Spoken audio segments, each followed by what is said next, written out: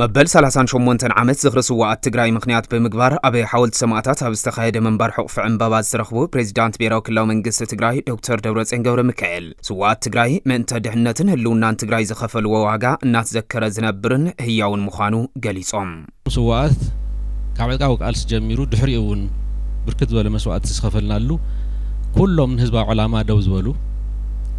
ንህዝባዊ ዕላማ ጽንዓት ዝነበሮም ንህዝባዊ ዕላማ فلي هو فاينات زنورهم نسبة علامة كل مسوات خفلو ندحري زيولو بتجوارون نفتسمو بقوون تاريخ صرح سلا سوات بزح تاريخ زترأيلو بزح لقطاتون تمزجبل لي أنصار سرعة درجي أبي استخايدة قال 17 عامات سواءت بزخفل واقع أبزهاجر حق من قصة وسرعة كتكل كم زخ على زخاخرو دكتور دبرصيون ገብረሚካኤል يخون مبر حزب تግራይ زخفلو حلف واقع زي إيدو جونوسايد تفصيملو داغم مسوات كخفل تجديدو إلهم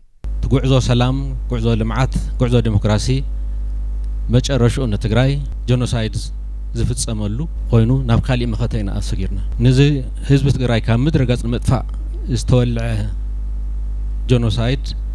ብምምካቱን ብዙሕ ታሪክ ተሰሪሑ ሰላም መስዋዕትነቶም ስምዕ ፕሪቶሪያ ዝበሃል ተፈሪሙ ናብ ሰላማዊ ፖለቲካዊ ቃልሶን ሰጊርና ኢና ሰላም መስዋዕትነቶም ህልዋት ኮይና ቀጽልና ኢና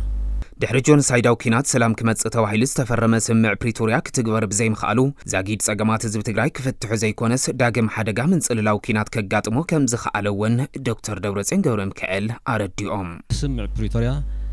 ዝተወሰነ ነገር ኣብ መጀመርያታት ዘርኢ እኳ እንተኾነ መእሰሪኡ ህዝብና ኣብ ትሕቲ ወረርቲ ዘጽንሕ ተመዛባላይን ዝተሰደደን ናብ ቦትኡ ዘይመልስ يترفنا إجرمتكال نحوية سرحتون بقطعي زي فتسملو ذولو ساقامات بذاته بوليتيكاو دردر زي كايدلو مجرشون تزفرم فيدرال منغست افريسو بإيكونومي حانيقو بسراويتون كبيبو بدرونون قدقيتو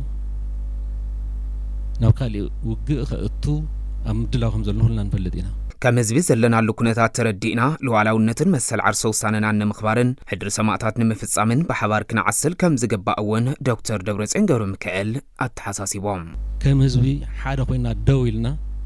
ጸገማት ተጻዊርና ንጽጉም ህዝብና ክንሕግዝ ጋው ሓሊፈውን እቲ ንወራር ዘንደል ዘሎ ጸላይ በሰላም ብዝታ ኹነታት ክፈትሕ ዝካኣልና ቃልስን ገብረሉ ዝካኣልና ዲፕሎማሲያዊ ስራሕቱን ንሳልጠሉ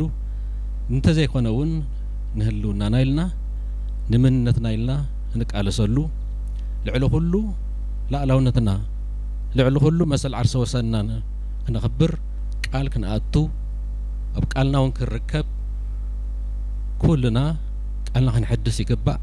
ኣብቲ ስነ ስርዓት ዝኽሪ ሰማዕታትን መንባር ሕቁፉ ዕምበባን ላዕለዎት ኣመራርሓ መንግስቲ ሃርበኛታትን ስድራ ስዋዕትን ኢሉ እውን ዝተፈላለዩ ክፋላት ሕብረተሰብን ተረኺቦም እዮም